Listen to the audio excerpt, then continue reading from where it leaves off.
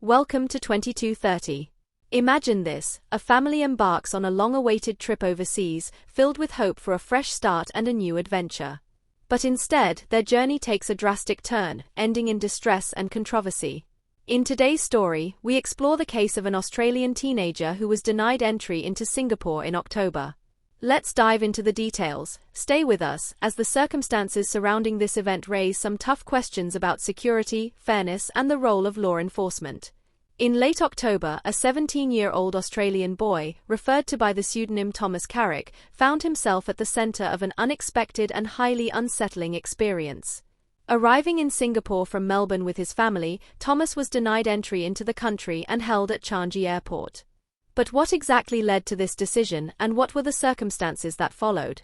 This story has many facets, from counter-terrorism operations to the challenges faced by individuals with autism and even the controversial actions of law enforcement. Stay tuned as we unravel the many layers to this incident. Singapore's Ministry of Home Affairs, or MHA, confirmed that Thomas arrived in Singapore on October 24, but was denied entry. The ministry noted that Thomas had previously been under investigation by Australian authorities in 2021 for concerns related to radicalisation and terrorism.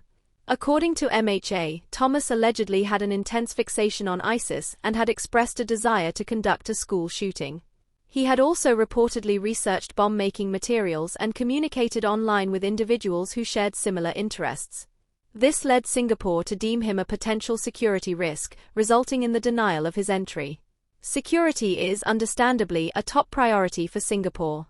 MHA reiterated that entry into the country is not automatic, but instead determined on a case-by-case basis, especially when national security is concerned. Singapore has a stringent policy against any form of terrorism-related activity, and Thomas's past actions were enough to prevent his entry. But that's only part of the story.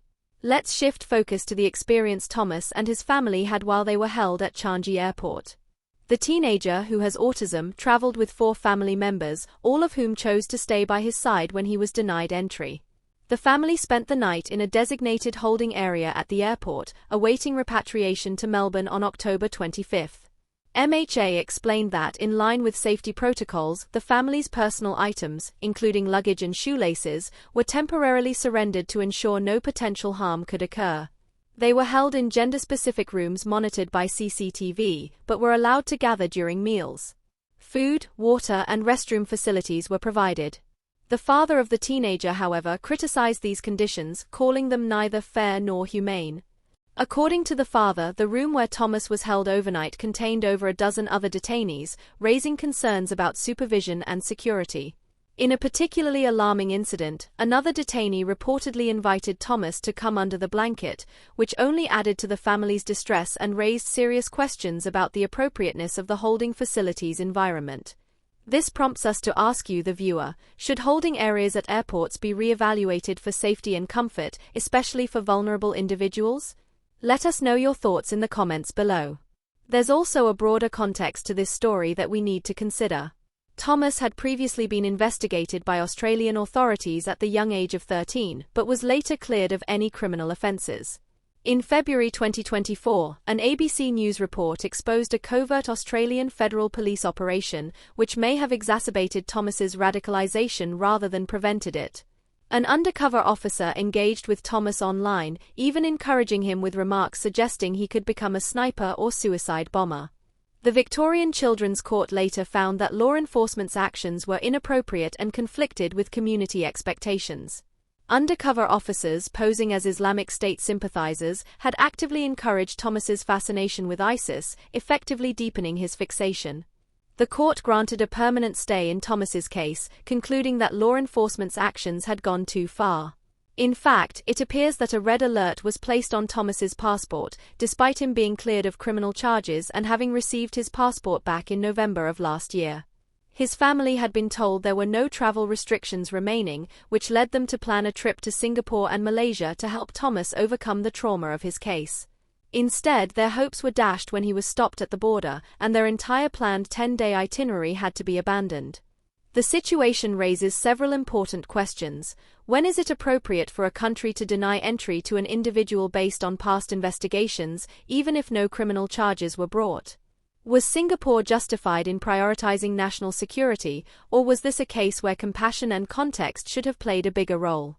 Furthermore, what responsibility should law enforcement bear if their actions contributed to the radicalization they were meant to prevent? These are complex issues without easy answers, and we'd love to hear what you think in the comments below. Your voice matters.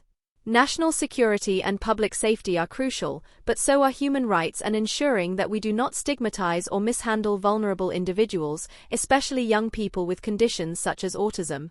As we learn more about this case, it's evident that both sides have a perspective that needs consideration: the need to protect the public and the need to treat individuals fairly, particularly those who have already faced significant challenges. At 2230, we strive to bring you detailed, factual news coverage, and we're always eager to hear your views. If you found today's discussion thought-provoking, make sure to hit the like button, share this video with others who might be interested, and subscribe to our channel for more in-depth news analysis. We'll keep exploring the tough questions and providing you with the information you need to form your own opinions. What are your thoughts on this case? Let's discuss it in the comments below. Thanks for watching, and we'll see you in the next video.